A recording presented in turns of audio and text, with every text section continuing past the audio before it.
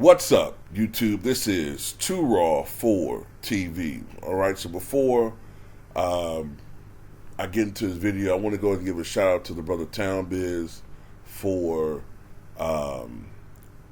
doing his review of Creed 3. He's the first one that made me aware of this movie.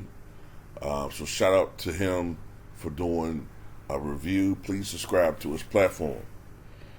Now, of course, the Rocky franchise is one of the most popular franchises and one of the most successful franchises in the history of the game, especially when it comes to sport movies.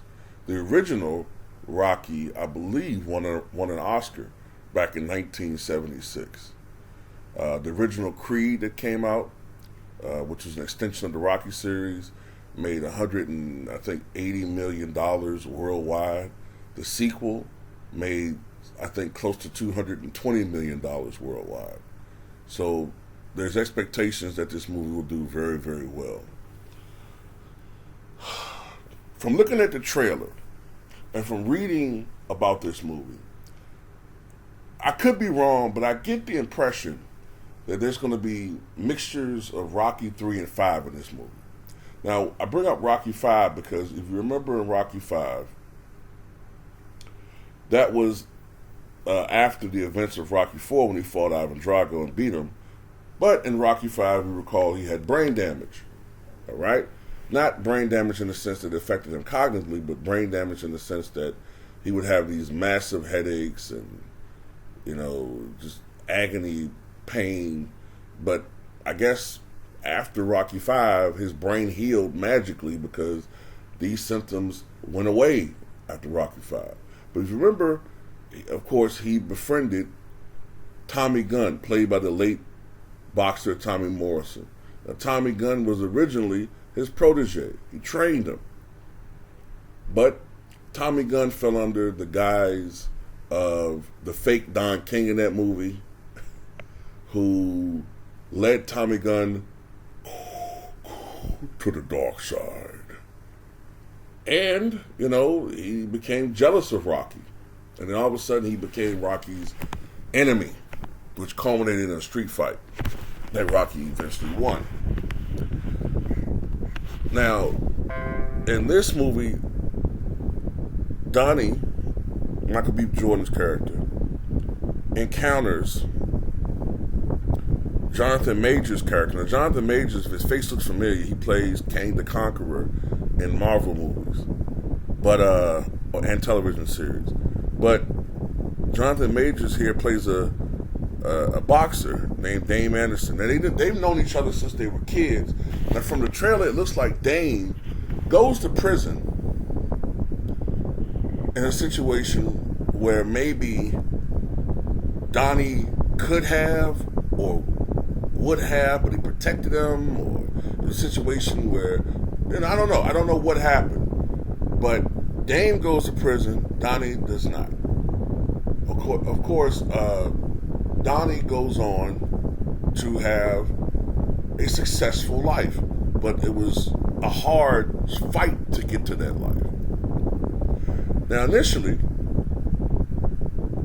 Dame comes across as a friend, but ultimately he begins to show his true intentions, and that is that he's jealous of Donnie and wants to fight him. He says some line in the movie. You think that you're upset. How would you feel if you were in a cell half your life and watched somebody else live your life? So it's pure jealousy. Now, the reason why I say some elements of the third movie, from what I've read, in Creed 3, they jump ahead 7 years after the events of the second movie. So, if you remember in Rocky 3, Rocky was very successful financially.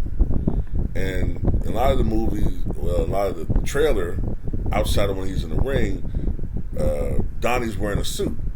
So I'm assuming their child is no longer a baby, but a young child at that point. And,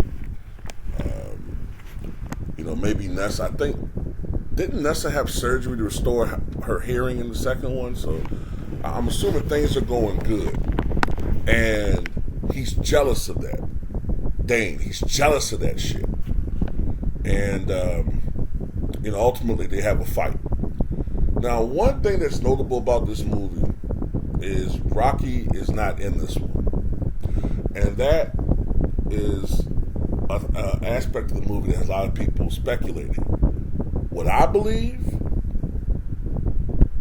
based upon what Creed, the actor that plays Creed, Michael B. Jordan, said about the Rocky character, always being there in spirit and all that, I think Rocky dies. I think he either dies during the movie, off camera, or it's shown in the events in the last 7 years that Rocky has died. That's what I believe. Okay? Interestingly enough, I didn't know this. Rocky was supposed to die in Rocky 5. He was supposed to die in Rocky 5. The original script had him, instead of winning that street fight with Tommy Gunn, he was supposed to get his ass whooped.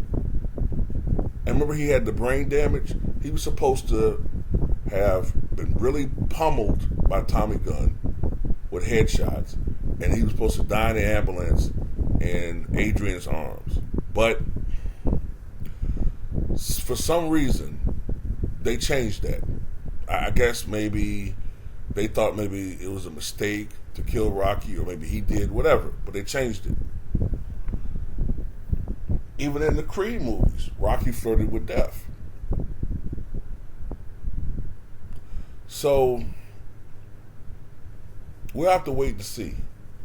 I'm gonna tell you something else too. This whole thing with Donnie, Creed feeling sorry for Dame and guilt. It reminds me of The Sopranos with Tony Blundetto and Tony Soprano, where Tony Soprano felt a lot of guilt because there was a job that they were supposed to do together in 1984 that Tony never showed up to. And this particular job, it was Tony Blundetto that got pinched and served 20 years in prison. And Tony feels a lot of guilt toward that. And Tony always brings it up after Blundetto leaves prison. Always brings it up, as a crutch. But really he's bringing it up because he feels guilty. But eventually he lets go of that guilt. All right? I wonder if Michael B. Jordan's character is suffering from that. Most likely. But anyway, I look forward to the movie. See, Pretty Ricky Conlon is back in this movie.